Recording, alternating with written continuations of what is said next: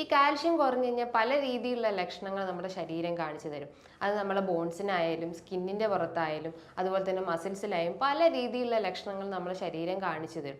BP high ആവാനുള്ള ഒരു chance ഉണ്ടാവുക, അതേപോലെ തന്നെ സ്കിന്നിൽ ഡ്രൈനെസ് ഉണ്ടാവുക. ഇനിയിപ്പോൾ എന്തെങ്കിലും നമുക്കൊരു ഇഞ്ചുറി പറ്റിക്കഴിഞ്ഞാൽ പെട്ടെന്ന് നമ്മളെ ബോണൊക്കെ പൊട്ടിപ്പോകുന്ന ഒരവസ്ഥ, അല്ലെങ്കിൽ പെട്ടെന്ന് ബ്രേക്കേജ് ഉണ്ടാവുക.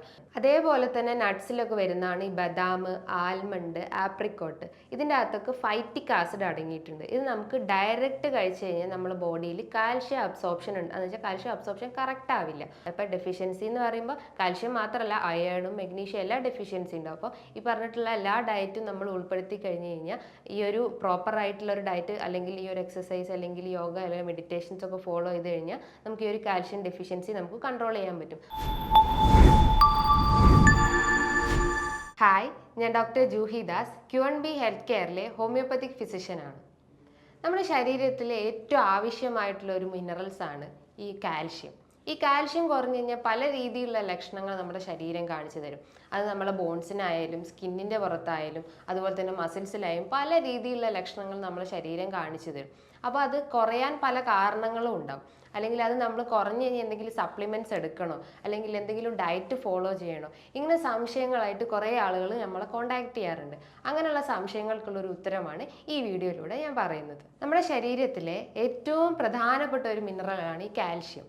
ഈ കാൽഷ്യം കുറഞ്ഞു കഴിഞ്ഞാൽ പല രീതിയിലുള്ള ലക്ഷണങ്ങളാണ് ശരീരം കാണിച്ചു തരിക. അതായത് നമ്മളെ ബോൺസിനാവാം, അല്ലെങ്കിൽ മസിൽസിന് എന്തെങ്കിലും ബുദ്ധിമുട്ടുണ്ടാവും, അല്ലെങ്കിൽ നമ്മുടെ സ്കിന്നിൻ്റെ അകത്തെങ്കിലും ഡാമേജ് വരും, അല്ലെങ്കിൽ നമ്മളെ നഖങ്ങൾക്ക് ഡാമേജ് വരും. അതേപോലെ നമ്മൾ മൂഡ് സ്വിങ്സ് ഉണ്ടാവുക, അതായത് നമ്മളെ മൂഡ് ഡിസ്റ്റർബ്ഡ് ആവുക, അല്ലെങ്കിൽ മൈൻഡ് ഡിസ്റ്റർബൻസ് ഉണ്ടാവുക. അങ്ങനെ പല രീതിയിലുള്ള ലക്ഷണങ്ങളാണ് ശരീരം കാണിച്ചു തരിക.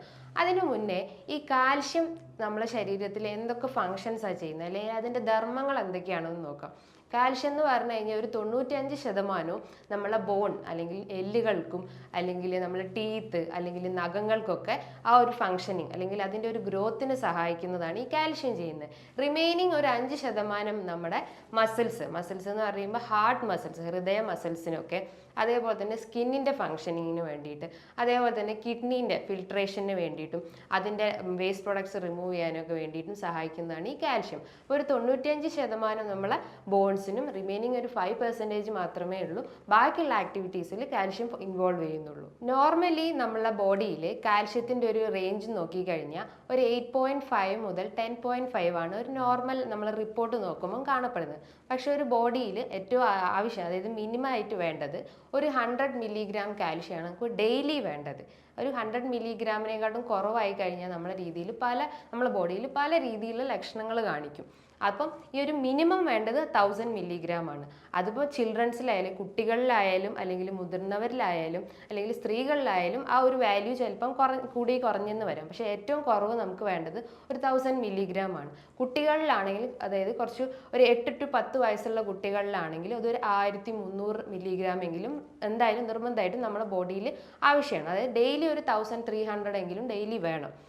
ആ ഒരു ഇതിലൂടെയാണ് നമുക്ക് കൂടുതലായിട്ട് നമ്മുടെ ബോഡിയിൽ മെറ്റബോളിസം അല്ലെങ്കിൽ മറ്റുള്ള ഗ്രോത്ത് ഫാക്ടേഴ്സൊക്കെ ഇൻവോൾവ് ആവുന്നത്. അതേപോലെ തന്നെയാണ് നമ്മൾ സ്ത്രീകളിലൊക്കെ നോക്കുമ്പോൾ, അല്ലെങ്കിൽ സ്ത്രീകളല്ലെങ്കിൽ പുരുഷന്മാരിലൊക്കെ നോക്കുമ്പോൾ ഒരു 40 എബോവ് ഉള്ള ആളുകളൊക്കെ അല്ലെങ്കിൽ 45 എബോവ് ആളുകളിലൊക്കെ ആണെങ്കിലും ഒരു 1500 അല്ലെങ്കിൽ 1400 റേഞ്ചിലെങ്കിലും ഡെയിലി നമ്മളെ കാൽഷ്യം ആവശ്യമായിട്ടുണ്ട്. അതായത് ഡെയിലി ഒരു 1500 എന്തെങ്കിലും ആ ഒരു നമ്മളെ ബോഡിയിൽ ആവശ്യമായിട്ടുള്ളതാണ്.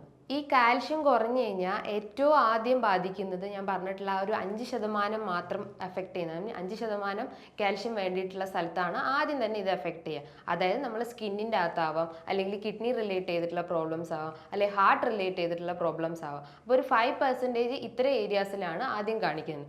റിമൈനിങ് ഒരു 95% മാത്രമാണ് നമ്മളെ മറ്റുള്ള ഏരിയാസ്, അതായത് ബോൺസിനൊക്കെ റിമൈനിങ് ഒരു 95% കാണിക്കുന്നത്. ഇതിൻ്റെ പ്രധാനപ്പെട്ട ലക്ഷണങ്ങൾ എന്ന് പറഞ്ഞു കഴിഞ്ഞാൽ കുട്ടികളിൽ നോക്കുമ്പോൾ കുട്ടികൾക്ക് ഭയങ്കരമായിട്ടുള്ള ക്ഷീണം തോന്നുന്നത്. അതായത് ചെറിയ എന്തെങ്കിലും ഒരു കളിയൊക്കെ കഴിഞ്ഞ് കഴിഞ്ഞാൽ കുട്ടികളിലെ കാലുകൾ, അതായത് മുട്ടനാൽ താഴത്തോട്ടൊക്കെ ഭയങ്കര വേദന പറയും, ഒരു കാഫ് മസിൽസിനൊക്കെ ഭയങ്കര വേദന പറയുക, അല്ലെങ്കിൽ ഒരു കടച്ചിൽ പോലെ തോന്നുക, അല്ലെങ്കിൽ കുട്ടികൾക്ക് ഇടയ്ക്കിടയ്ക്ക് ക്ഷീണം വരിക, അമിതമായിട്ടുള്ള ക്ഷീണം. ഇത് കുട്ടികളിൽ മാത്രമല്ല, കുറച്ചുകൂടി ഏജ്ഡ് ആയിട്ടുള്ള ആളുകളിലും, അതായത് സ്ത്രീകളിലായാലും പുരുഷന്മാരിലായാലും കുറച്ചുകൂടി ഏജ്ഡ് ആയിട്ടുള്ള ആളുകളിലൊക്കെ ഇത്തരം ക്ഷീണം രൂപപ്പെടും. പക്ഷേ കുട്ടികളിലാണെങ്കിൽ കാലിൻ്റെ ആ ഒരു ഏരിയയിൽ ഭയങ്കര വേദന ഫീൽ ചെയ്യുക, അതേപോലെ തന്നെ അവർക്ക് ഭയങ്കര ടീത്തൊക്കെ, അതായത് പല്ലുകളൊക്കെ പെട്ടെന്ന് കൊഴിഞ്ഞു പോവുക, അല്ലെങ്കിൽ ഒരു വീക്കായി തോന്നുക, അതൊക്കെയാണ് കുട്ടികളിൽ കാണുന്ന ലക്ഷണങ്ങൾ. കുറച്ചുകൂടി ഏജ്ഡ് ആയിട്ടുള്ള ആളുകളിലാണെങ്കിൽ അമിതമായിട്ടുള്ള ക്ഷീണം, അതായത് ഭയങ്കരമായിട്ടുള്ള ക്ഷീണം തോന്നുക, ഒന്നും ചെയ്യാനുള്ള ഒരു മൂഡ് വരില്ല, അല്ലെങ്കിൽ ഭയങ്കര അലസത തോന്നുക.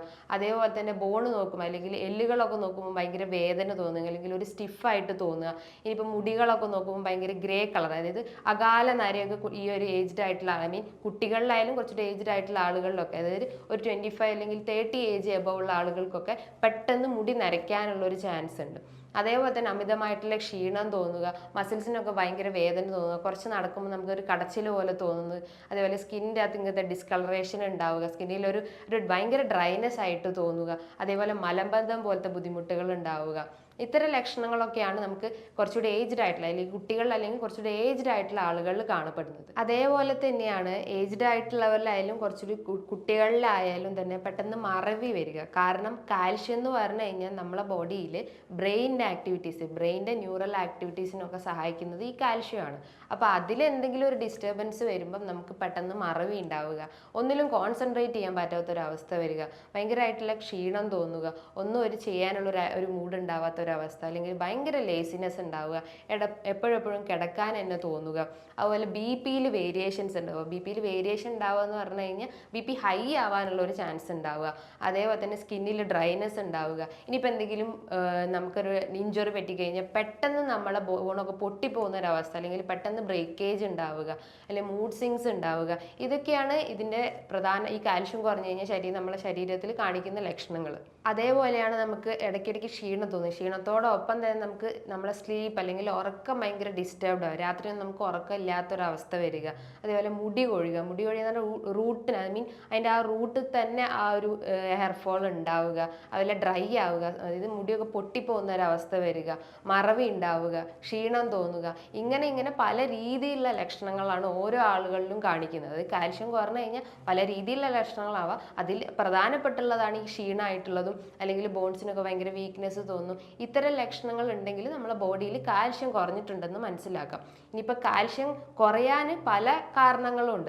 അതിലൊന്നാണ് വൈറ്റമിൻ ഡി ഡെഫിഷ്യൻസി. നമുക്കറിയാം വൈറ്റമിൻ ഡി സഹായത്തോടെയാണ് നമ്മളെ ബോഡിയിൽ കാൽഷ്യം അബ്സോർപ്ഷൻ നടക്കുന്നത്. അതായത് വൻകുടലിൽ നമ്മൾ കഴിക്കുന്ന ഡയറ്റിലൂടെ, അതായത് നമ്മൾ കഴിക്കുന്ന ഭക്ഷണത്തിലൂടെയാണ് നമ്മളെ ബോഡിയിൽ കാൽഷ്യം അബ്സോർപ്ഷൻ നടക്കുന്നത്. ഈ കാൽഷ്യം അബ്സോർപ്ഷൻ വേണമെങ്കിൽ വൈറ്റമിൻ ഡിൻ്റെ പ്രസൻസ് വേണം.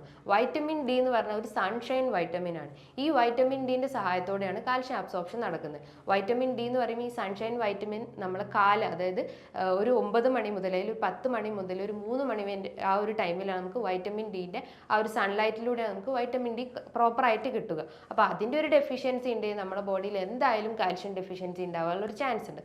അതേപോലെയാണ് നമുക്ക് തൈറോയിഡ് അല്ലെങ്കിൽ പാരാതൈറോയിഡ് ഹോർമോൺസിൽ ഉണ്ടാകുന്ന വേരിയേഷൻ, അല്ലെങ്കിൽ തൈറോയിഡ് റിലേറ്റ് ചെയ്തിട്ട് എന്തെങ്കിലും ബുദ്ധിമുട്ടുകൾ ഉണ്ടെങ്കിൽ ഹൈപ്പർ തൈറോയിഡ്സ് ആവാം, ഹൈപ്പോ തൈറോയിഡ്സ് ആവാം, അങ്ങനെ തൈറോയിഡ് പ്രോബ്ലംസ് എന്തെങ്കിലും ഉണ്ടെങ്കിലും ഈ ഒരു കാൽഷ്യം ഡെഫിഷ്യൻസി ഉണ്ടാവും. അതുപോലെ തൈറോയിഡിൻ്റെ കുറച്ച് പിന്നിലായിട്ട് സ്ഥിതി ചെയ്യുന്ന ഒരു ഗ്രന്ഥിയാണ് പാരാതൈറോയിഡ് ഹോർമോൺ. അതായത് പാരാതൈറോയിഡ് ഹോർമോണിന് എന്തെങ്കിലും ഡെഫിഷ്യൻസി അല്ലെങ്കിൽ അതിൻ്റെ ഒരു പ്രവർത്തനം കുറയുന്ന ഒരു അവസ്ഥ, അല്ലെങ്കിൽ അതിന് എന്തെങ്കിലും ഡാമേജ്, അതായത് പാരാതൈറോയിഡ് ഗ്ലാൻഡിന് എന്തെങ്കിലും ഒരു ഡാമേജ് വരിക, അല്ലെങ്കിൽ എന്തെങ്കിലും ഇഞ്ചറി വരിക, അല്ലെങ്കിൽ ആ ഹോർമോൺസിന് എന്തെങ്കിലും ഡെഫിഷ്യൻ്റ് ആവുക, അങ്ങനെ പാരാതൈറോയിഡ് എന്തെങ്കിലും വേരിയേഷൻ വരുമ്പോഴും നമ്മുടെ ബോഡിയിൽ കാൽഷ്യം കുറയാനുള്ള ഒരു ചാൻസ് ഉണ്ട്.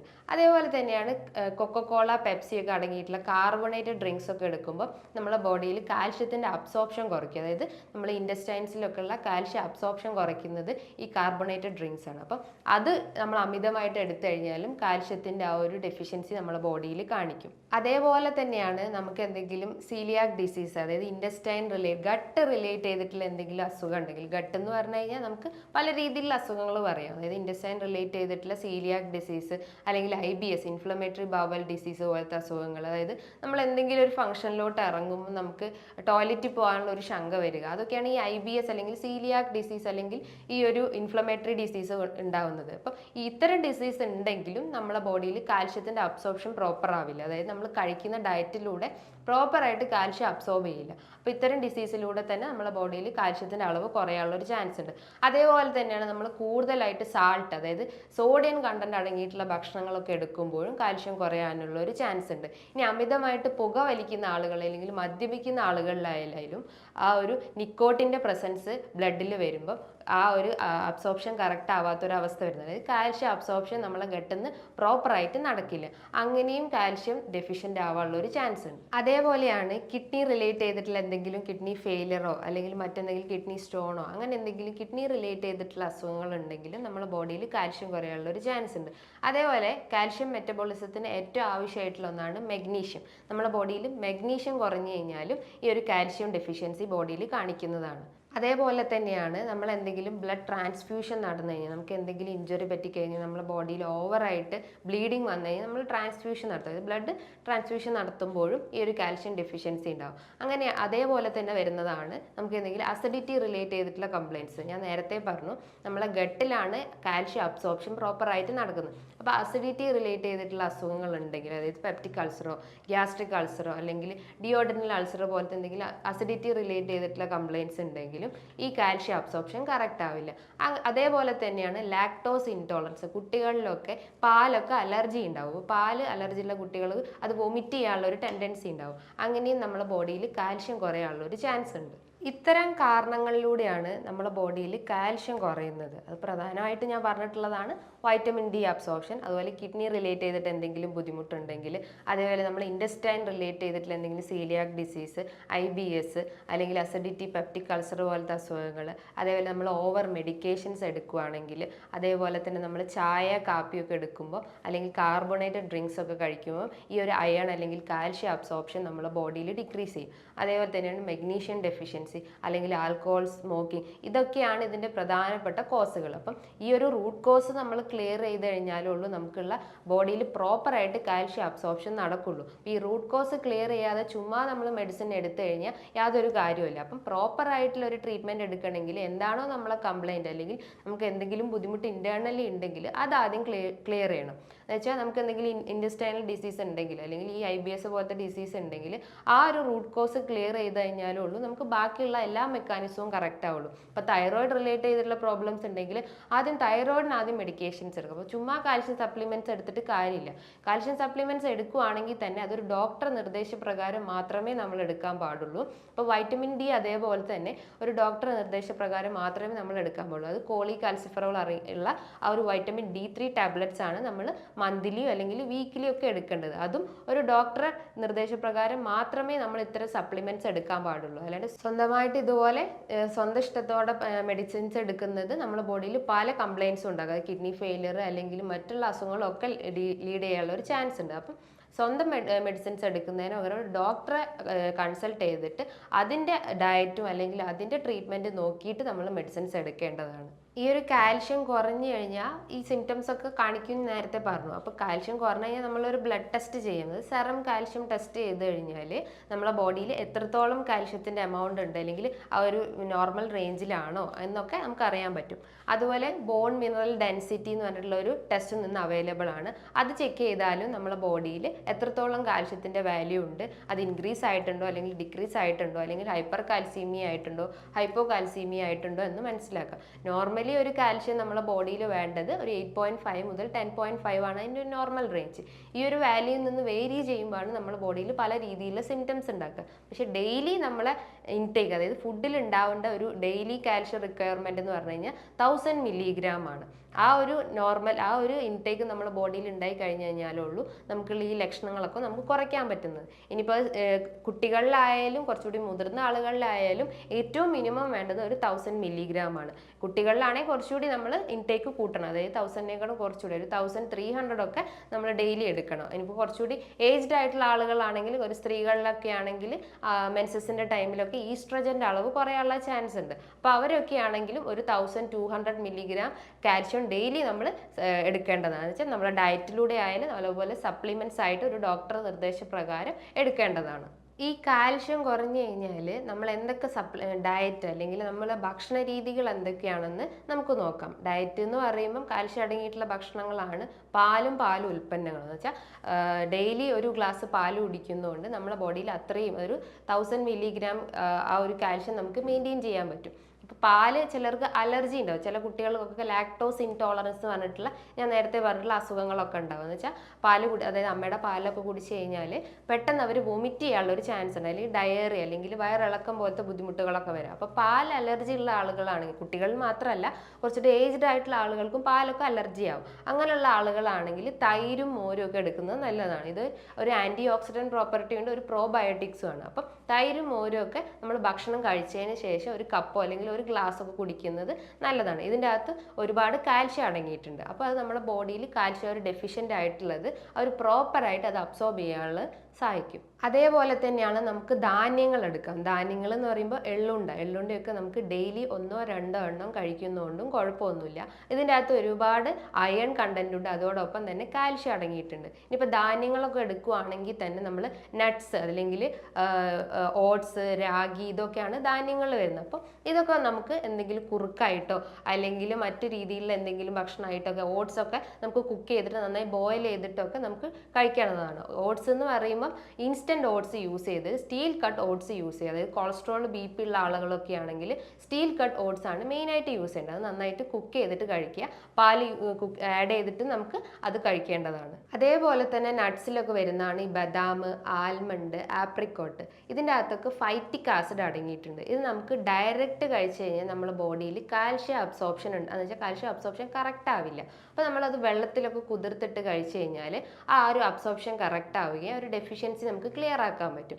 അതേപോലെ തന്നെയാണ് ലീഫി വെജിറ്റബിൾ, ഇലക്കറികളൊക്കെ നമുക്ക് ഉൾപ്പെടുത്താവുന്നത്. ഇലക്കറികൾ എന്ന് പറയുമ്പോൾ ചീര, മുരിങ്ങയില, ഇങ്ങനത്തെ ഇലക്കറികളൊക്കെ നമുക്ക് തോരനായിട്ടോ അല്ലെങ്കിൽ കറി വെച്ചിട്ടൊക്കെ നമുക്ക് കഴിക്കാവുന്നതാണ്. ഇപ്പോൾ റൈസ് കഴിക്കുമ്പോഴായാലും ഈ കറികളൊക്കെ കൂടുതലായിട്ട് ഉൾപ്പെടുത്താൻ നോക്കുക. കാർബോഹൈഡ്രേറ്റ് കുറച്ചിട്ട് പ്രോട്ടീൻ്റെ അളവ് കൂട്ടാൻ ശ്രമിക്കുക. ധാരാളം പയർ വർഗ്ഗങ്ങളും കഴിക്കുന്നതുകൊണ്ടും കുഴപ്പമൊന്നുമില്ല. പയറെന്ന് പറഞ്ഞാൽ ബീൻസ്, ചെറുപയർ, തൂവര പയർ, ഇത്തരം പയർ വർഗ്ഗങ്ങൾ കഴിക്കുന്നത് നമ്മളെ ബോഡിയിൽ കാൽഷ്യത്തിൻ്റെ ഒരു അബ്സോർപ്ഷൻ കറക്റ്റ് ആവുകയും ആ ഒരു ഡെഫിഷ്യൻസി ക്ലിയർ ആക്കാൻ പറ്റും.